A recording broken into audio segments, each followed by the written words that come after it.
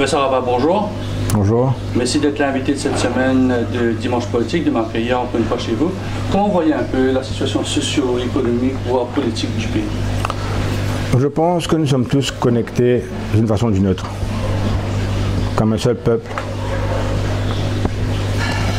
En ce qui me concerne, moi, si j'ai un enfant qui est mal dans un endroit pauvre du pays,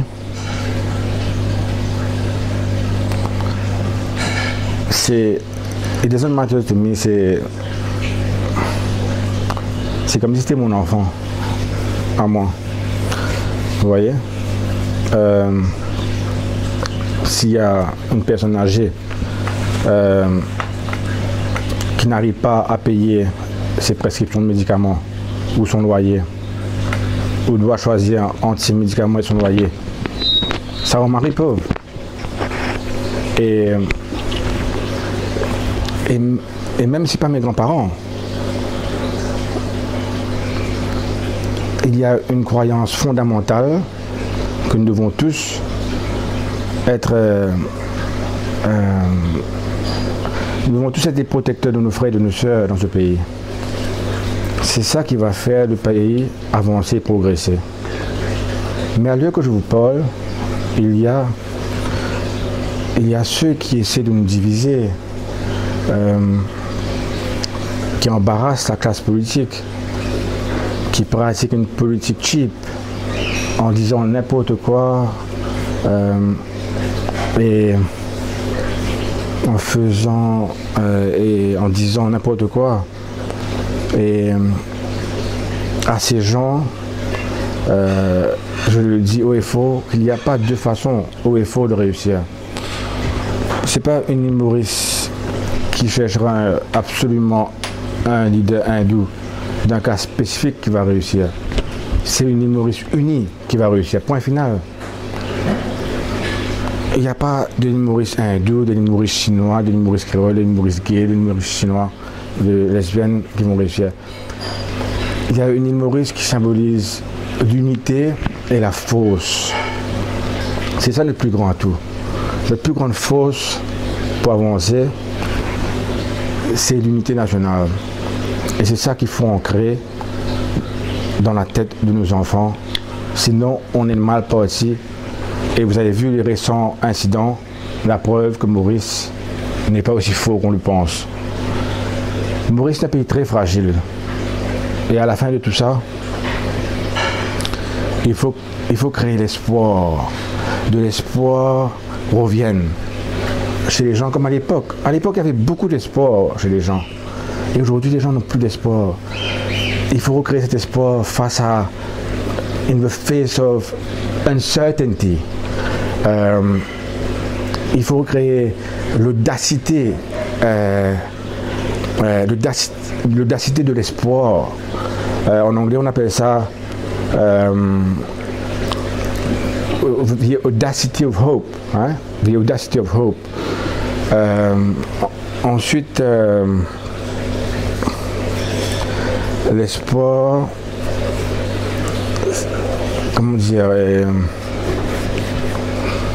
il faut accepter la différence, que nous sommes différents.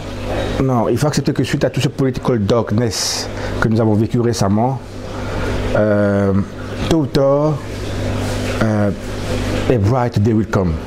Quand vous dites political darkness, qu'est-ce que vous voulez dire par là? Parce que c'est clair que la nouvelle génération, on voit déjà qu'ils sont engagés différemment. On voit qu'ils ont quelque chose, la nouvelle génération. Donc, je pense qu'après ces années de politique noire que nous avons passées sous l'ère de divers premiers ministres,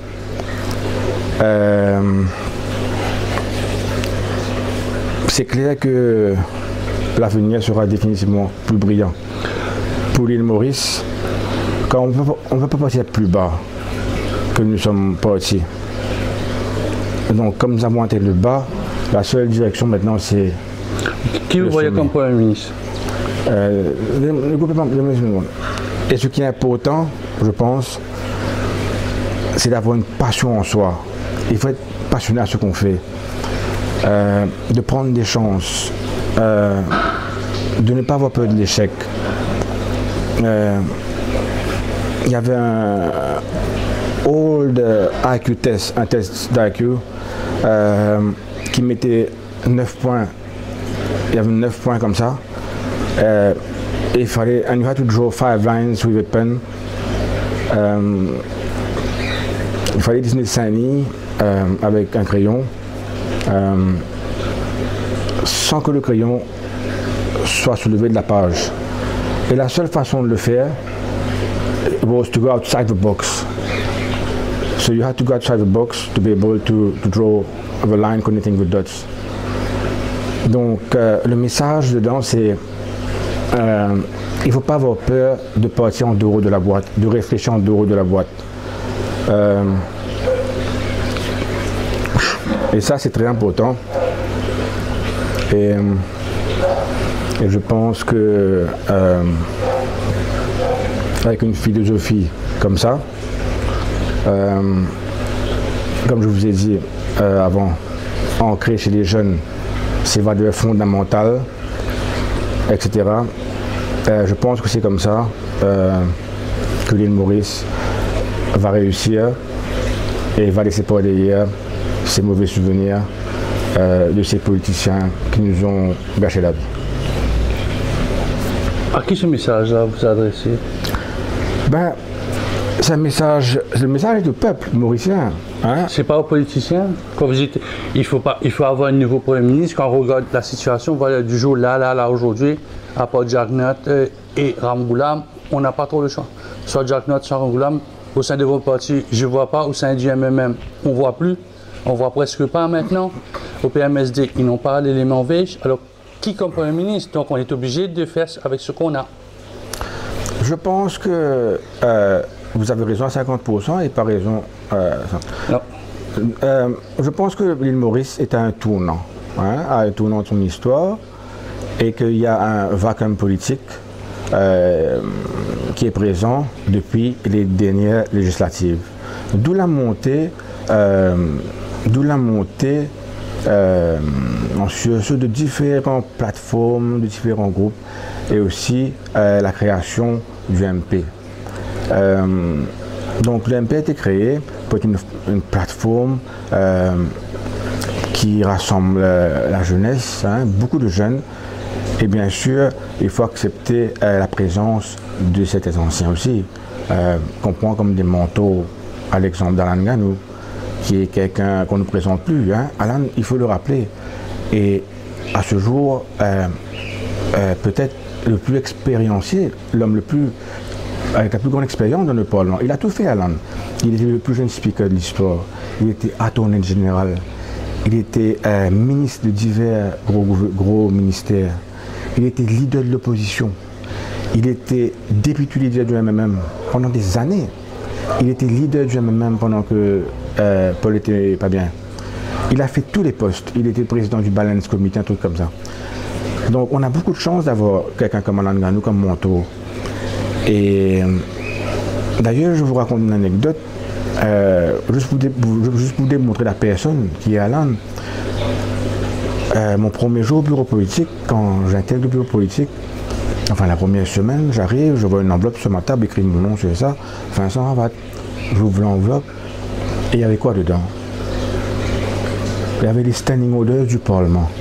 Je me dis, oui, tu vas apprendre. Prends ça, même tu vas apprendre. Et jusqu'à l'heure, c'est dans ma librairie d'ailleurs, et j'apprends, je lis le standing orders. Donc c'est ça, Alan Ganou, c'est son premier cadeau à moi quand je suis rentré dans le bureau public, c'était les standing orders du Parlement. Une année après, je suis nommé président de la commission sportive du Mont Patriotique. Je rentre dans mon bureau politique, je vois une enveloppe sur ma table, Vincent Ravat. J'ouvre, Sport Act. Donc il avait déjà pensé pour moi de m'offrir le Sport Act de l'île Maurice. Donc pour moi c'est quelqu'un, on a beaucoup de chance de l'avoir. Donc pour revenir à votre question qui était... Comment va le MP? Est-ce que donc, on reste toujours dans depuis 1968 Ramgoolam, 82 Jagnot, entre les deux? Le MP va très bien. C'est un parti qui se porte très bien. rempli de bons éléments, avocat, et on a une PL, hein, en la personne de Tania Diol. Et ça, il faut accepter. Hein. Cette fille-là, c'est une fille qui a apporté beaucoup au parti, à notre parti. Une touche féminine, très féminine, ou bien une touche très revendicative? Tous les deux. Hein. Elle représente très bien la jeune femme mauricienne professionnelle, intelligente, qui a de l'ambition. Beaucoup de jeunes filles voient en elle, hein, un peu la personne, quoi, hein, idéale en politique. Et donc il ne faut pas oublier qu'elle a quitté son job à l'université en tant que lecturer. Elle est venue dans le bon patriotique. Et ensuite, il y a d'autres jeunes aussi. Hein. Il y a Anupam Kendai, il y a l'autrement capable, là, Melvin Anthony, qui est aussi, attention, qui est très intelligent, qui a un master en business management, qui finit son LLB en avocat. Et moi, mon rêve, toujours, je disais, de faire Melvin Anthony être le premier autrement capable à rentrer dans le Parlement. Parce que dans tous les pays du monde, que ce soit au Danemark, en Afrique du Sud, en Angleterre, il y a des autrement capables. Donc, l'île Maurice, en 2018, dans les prochaines 2019, il est grand temps qu'un autrement capable rentre dans le Parlement. Et cet enfant-là est cut for it, c'est-à-dire il est fait pour ça, il est taillé pour ça, parce qu'il est très intelligent. Et donc, moi, c'est un suivi personnel que j'ai en tant que membre du MP de voir cet enfant. Vous êtes responsable de la commission du bureau national, conseil national des sports. Je ne vous ai pas trop entendu quand il y avait les affaires, je veux dire, en Australie, comme en Noël. Les affaires à Djibouti, vous étiez très tranquille ou bien? On n'est pas tranquille. On n'est pas tranquille, simplement qu'on n'a pas d'exposure. Moi, mon seul exposure, c'est ma page Facebook. Sur lequel je me suis manifesté. Hein, ce qui s'est passé en Australie, j'ai écrit un texte. Si vous allez regarder la date que ça s'est passé en Australie, vous reportez sur les choses. J'avais crié au scandale et j'avais apporté mon support à cette dernière. De même que ce soit en Djibouti et tout ça. Et moi vous savez, depuis toujours, quand il y a les Jeux des îles, par exemple les Jeux des îles de Seychelles et la Réunion, mais j'y vais à mes frais personnels. Parce que c'est un dossier qui m'intéresse. Et maintenant, aujourd'hui, quand je vois la situation sportive dans le pays, mais ça me rend fou. Le sport ne représente plus rien à l'île Maurice, rien. Les fédérations sont, comme dit en bas là-haut. Les sportifs n'ont plus aucune motivation. Nous sommes... si on ne fait pas attention dans le côté du sport, we're going to be at a point of no return. Ça veut dire point of no return. Ça plus, disons, on fera du sport que pour faire du sport dans les collèges. Après, on va rentrer dans le monde du travail. Après, c'est point of no return, c'est-à-dire que on fera du sport, mais c'est fini. Le côté professionnel, ça s'arrête là. Vous parlez du football? Non, de l'athlétisme aussi. On va arriver à un point de no return, les gens sont plus motivés. Que ce soit dans le volleyball, le football, l'athlétisme, il n'y a plus de motivation. Pourquoi pas s'il n'y a pas un plan après carrière? Justement, voilà, il faut reprendre le problème à la source, recréer des bourses d'études sport. Mais il y a ça. Mais il faut savoir aussi récompenser. Ils ont été récompensés. Maintenant, il y a certains sportifs qui sont à la retraite, qui reçoivent il y a récompensé et récompensé. Excusez-moi, mais on ne peut pas vivre avec une récompense de 10 000 roupies par mois. Ça aide toujours. Non. Qu'on a représenté le pays au niveau mondial comme au Commonwealth ou au World Championship, au championnat du monde, olympiques aussi.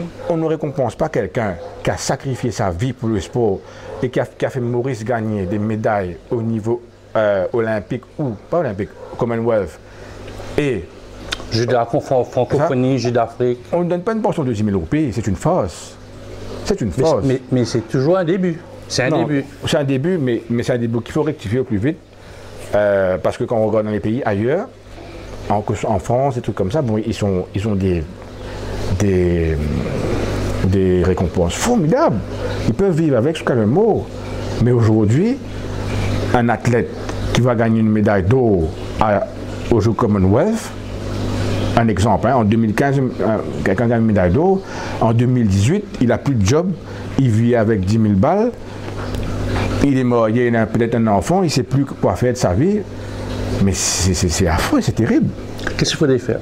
C'est-à-dire lui donner un travail, le caser quelque part? Il faut revoir le système. Le caser quelque part. C'est pas difficile, on le case là où il aime. C'est quoi son domaine? Le sport. Il était champion en quoi? En boxe, en natation, hein? On lui case dedans. On lui met sur le board. On lui donne un salaire. En sus de ça, il a une bourse. Se pose la question, est-ce qu'un sportif peut être un bon gérant? Si on met un bot, il va gérer la situation. Vous savez, il faut pas sous-estimer un sportif. Un sportif qui arrive à haut niveau, ok, c'est quelqu'un qui a la discipline, ok, qui connaît vivre. Right? Donc si tu prends cette personne qui est arrivée à gagner une médaille au niveau mondial, c'est que cette personne-là a du respect pour lui-même, il a une discipline, et que si on lui place quelque part où il aime, ben, il n'y a aucune raison pourquoi il ne va pas réussir. On parlait de sport professionnel, Vincent Raval, il y a aussi le côté football. Est-ce qu'on peut dire que c'est un flop? C'est pas un flop maintenant que les jeunes ne savent même plus s'ils vont être payés. Maintenant, il y a un accord entre le ministère de la Jeunesse et des Sports, la MFA pour les payer. Donc, le professionnalisme des joueurs de football, on ne parle pas du football, n'a pas marché à Maurice selon vous? Le football à Maurice, mais c'est une catastrophe. Une catastrophe, mais il n'y a pas de mots pour décrire ce que le football est arrivé aujourd'hui à l'île Maurice. Ça fait pitié de voir ces footballeurs-là, ils sortent du travail à 4 heures, certains sont des maçons qui vont battre le ciment, ils enfilent le maillot, ils vont jouer au football fatigués après une journée de travail. C'est comme ça que vous allez faire progresser le sport à l'île Maurice. Mais c'est incroyable quand même. La dernière fois, je parlais à un footballeur professionnel d'une équipe régionale. Il me disait, Vincent, si tu connais ça, baisse nous peut ramasser là. Là, je l'ai pris, je l'ai amené avec moi, on a déjeuné ensemble chez un restaurant Bagatelle. On a bien parlé. Il me dit, Vincent, c'est impossible. Je lui dis à ce point-là, il me dit, tu peux imaginer. Mais pourtant, l'équipe nationale de la COFASA a presque bien joué. Malgré qu'on a fait une victoire, un match nul et une défaite. Non. Vous avez vu contre qui ils ont joué? Ils ont joué contre des équipes très très faibles. Mais le point n'est pas là. C'est pas une question de performance. Non, c'est une question de performance, oui. Mais le point n'est pas là. Le point, c'est que there is big room for improvement. Okay? And this big room for improvement is possible. Si quelque chose n'est pas possible, right? C'est pas possible. Mais quand quelque chose est possible, why not make it possible? Ok? Il y a beaucoup de firmes qui sont prêtes à sponsoriser. On peut revoir la ligue complètement. Il y a beaucoup de choses qu'il faut revoir. Après ça, il faut revoir le sport, le football, au niveau des collèges aussi. C'est-à-dire secondaire, comme à l'époque, les intercollèges, des trucs comme ça. Il y a tout un reshufflement à faire, mais c'est possible. Quand quelque chose est impossible, c'est impossible, mais c'est possible de revoir le football et le sport à la hausse à Maurice. Il faut avoir la volonté, c'est tout. Le modèle Sunrise? Pardon? Le modèle Sunrise football. Exactement. À l'époque, avec Paul Jones, ouais. Donc il travaillait à l'hôtel, c'était été serveur et l'après-midi, il était footballeur. On parle d'Ashton Mokuté, Ashok Chandensi. Bon, c'est la vieille garde. C'était la belle époque. Le Sunrise est un exemple. Donc pour moi, on aurait dû avoir maintenant. Mais maintenant, en 2019, c'est plus facile qu'avant. À l'époque, c'était difficile, mais maintenant, en 2018, ben, on peut le faire, ces modèles Sunrise, là, parce qu'il n'y a plus beaucoup de firmes, il n'y a plus beaucoup d'argent en jeu, c'est la seule façon. Et ensuite, trouver une façon de bien gérer le joueur après sa carrière. Donc, on va revenir sur les 3 ans. Satisfait des 3 ans qui a été fêté par le mouvement patriotique à Réduit? Ah oui. Ça a été un succès faramineux. Je pense qu'on a dû avoir plus de 2500 personnes. Donc, il faut bien réaliser que tout ce que le MP a fait depuis le début, depuis sa création, a toujours été un succès. Il n'y a pas eu un seul événement, vous êtes journaliste, vous êtes venu tout le temps, il n'y a pas eu un seul événement du MP qui a été un échec. Que ce soit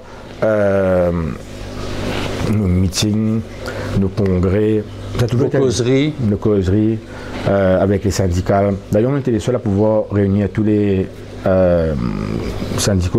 Il y avait Jacques, Puislal, il y avait Atmason, ces gens-là, ensemble, General Gou. Donc, nous sommes un parti très ouvert. Nos portes sont très ouvertes, très progressistes, très tolérants.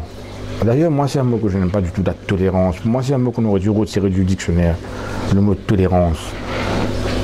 On est quoi pour tolérer? Il faut accepter simplement la personne. J'aime pas trop ce mot tolérance.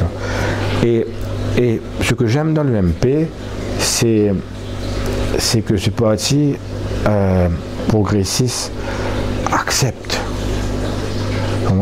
Ça accepte. C'est un parti qui a les portes ouvertes, qui a les oreilles bien ouvertes, qui écoute avec attention à ce que disent les gens et qui fait très attention à ne pas commettre de bêtises, de dire n'importe quoi.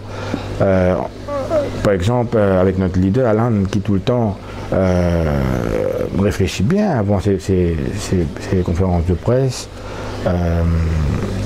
Et d'ailleurs, c'est pas un secret pour tout le monde que c'est un homme posé, intelligent et...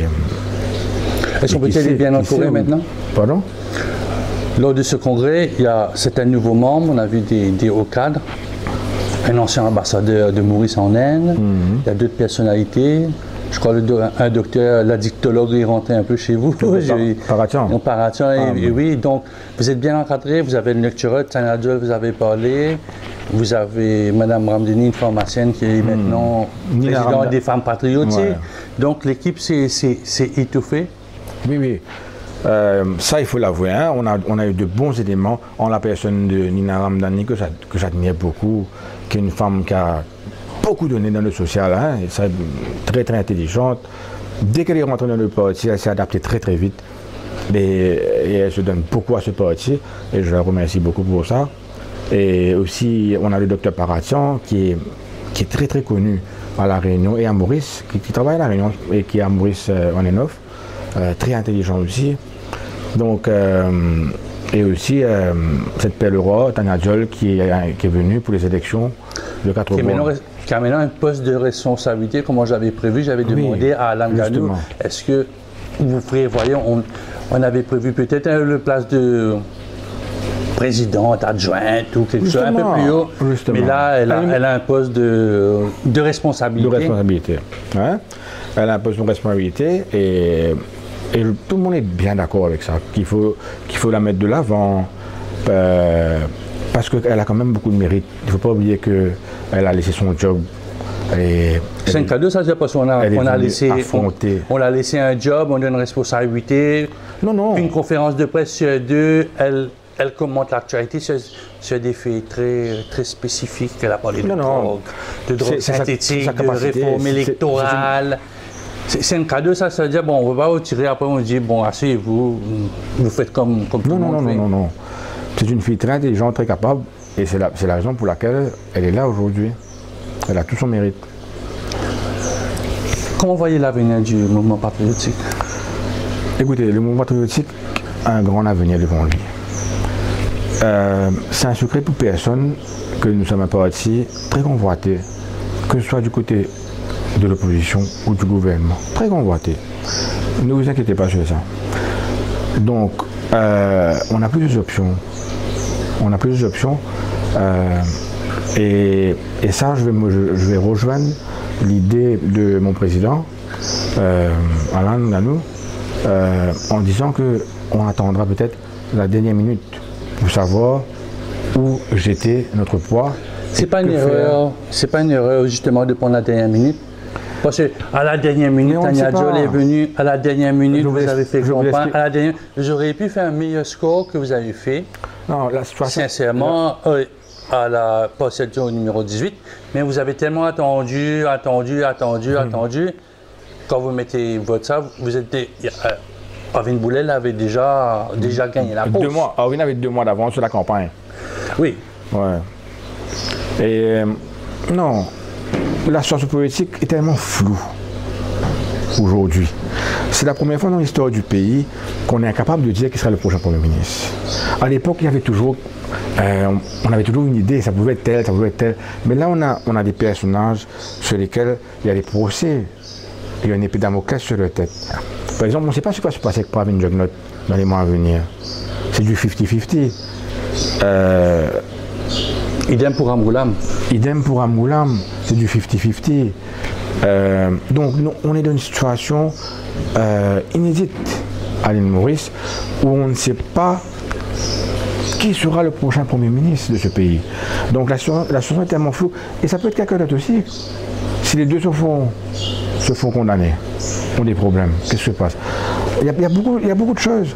Donc, nous sommes dans une situation où il faut être patient. Vous savez, la patience, c'est une grande vertu. Il faut être patient, il faut être observateur et il faut savoir gérer la situation et prendre la décision au moment opportun. Mais justement, il y a quelques semaines, on disait qu'il y avait une alliance Parti Travail PMSD MP. Les chiffres étaient 45, 15-5. Maintenant, les chiffres, vous êtes tombé à 3 tickets. Comment vous voyez un peu ça? C'est la propagande, c'est la désinformation, écoutez. c'est l'intox? Non, vous savez, Maurice, à l'île Maurice, on est les champions des palabres, des rumeurs. Ok? On est les champions dedans. Donc je peux vous dire qu'à l'heure actuelle, il n'y a absolument rien qui a été conclu ou signé ou causé ou quoi que ce soit. Que ce soit avec le poste travailliste, le PMSD, le MSM, le gouvernement, avec personne. Le ML? Quand vous dites le gouvernement, vous êtes tout le temps le MSM. Donc pour vous, MMP, le ML... Jusqu'à l'heure, il n'y a rien. Okay, il y a seulement des rumeurs.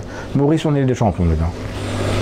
Donc, nous, nos portes sont ouvertes, mais nos oreilles aussi. Nos oreilles aussi et notre philosophie aussi. Le MP a une philosophie ancrée bien à nous. C'est-à-dire que we walk the talk. Okay? Tout ce qu'on a fait et dit depuis le début, on l'a fait. Tout. Je vous mets au défi de me dire une seule chose que le MP a dit qu'il n'a pas fait. Maintenant,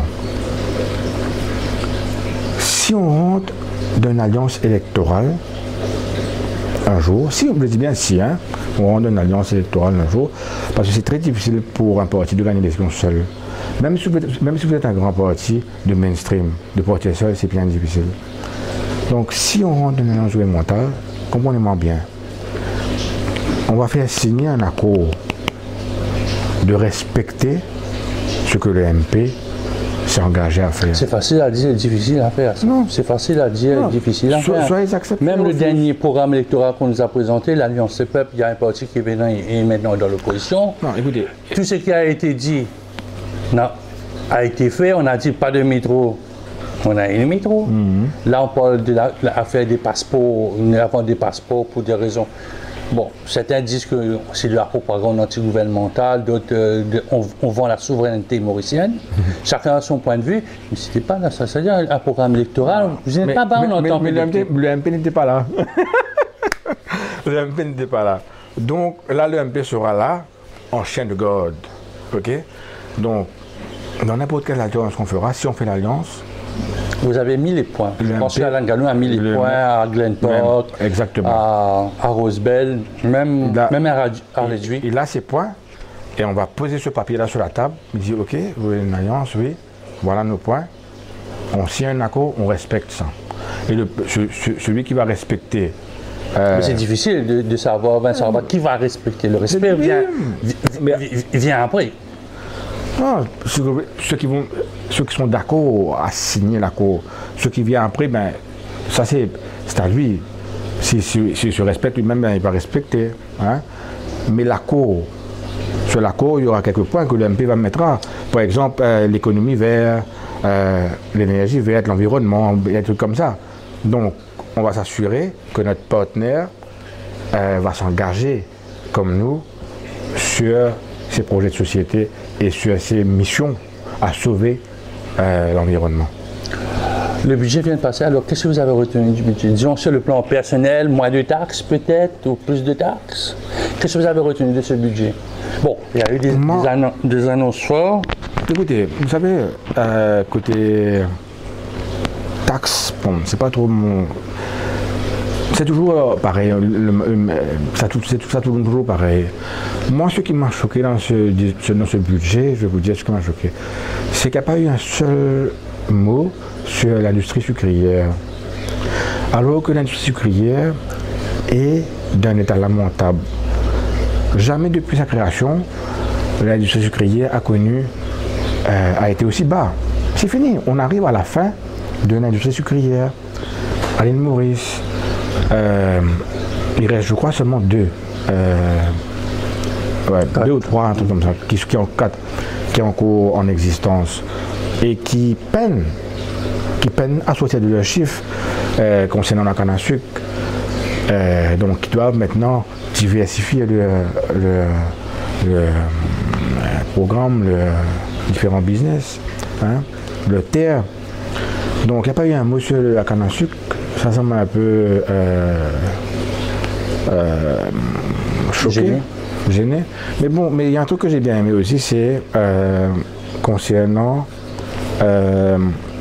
les prises de position sur l'alcool au volant. Ça, je suis d'accord avec le gouvernement sur ça.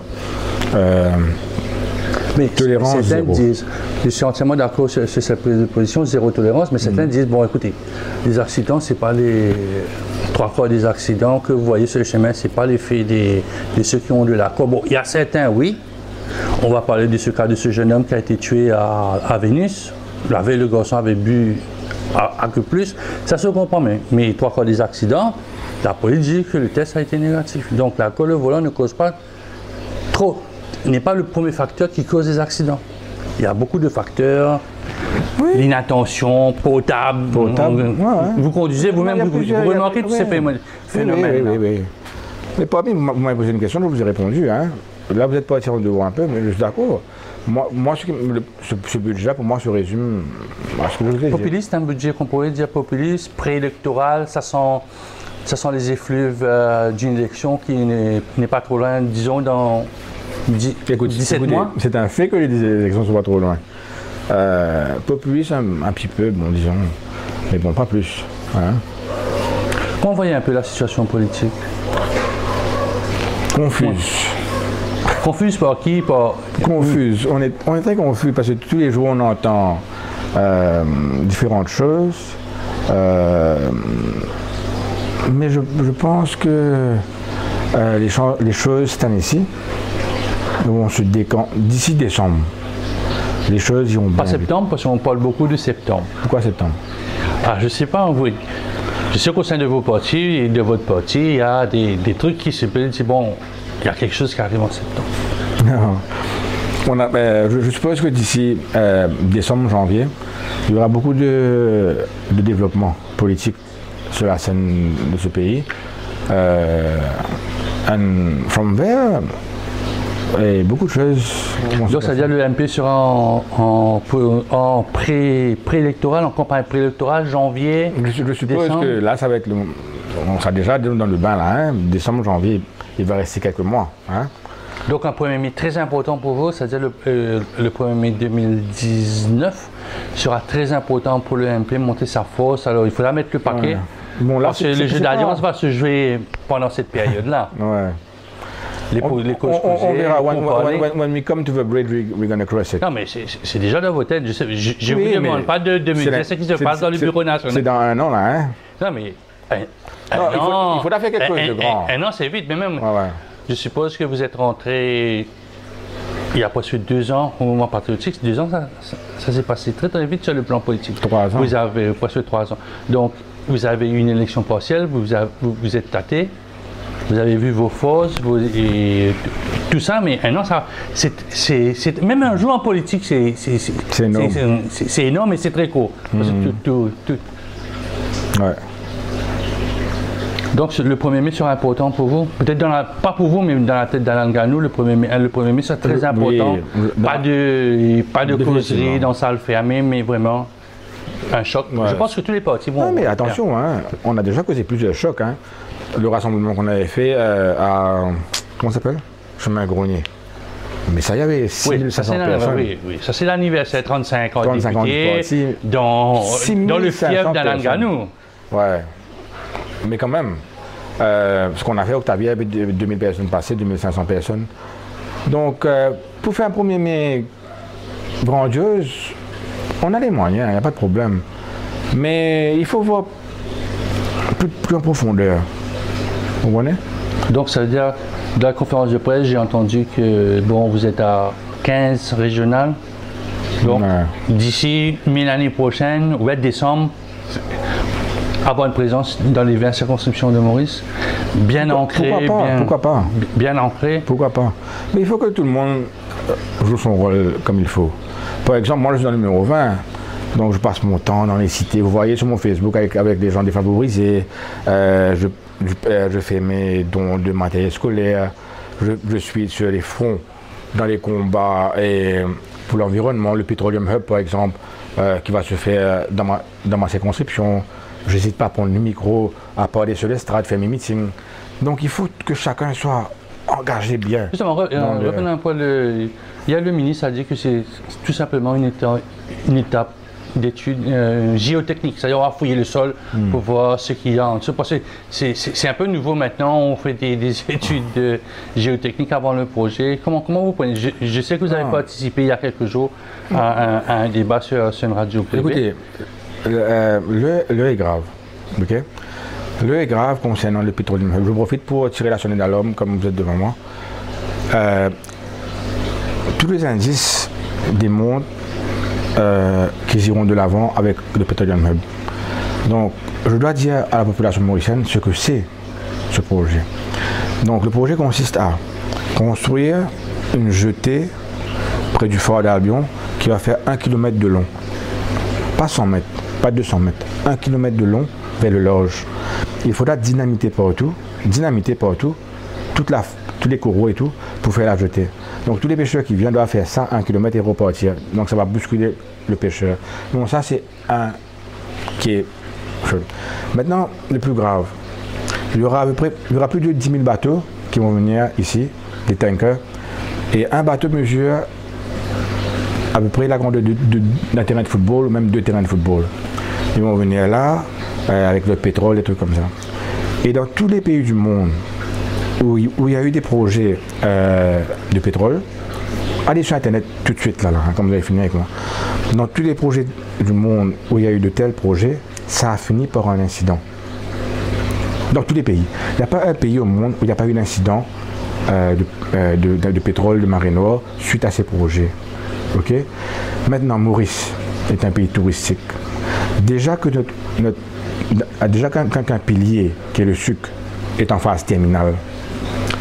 Maintenant, ne serait-ce qu'un seul incident avec le projet de Petroleum Hub, ne serait-ce qu'une seule marée noire, ça va être fini pour l'industrie touristique de l'île Maurice.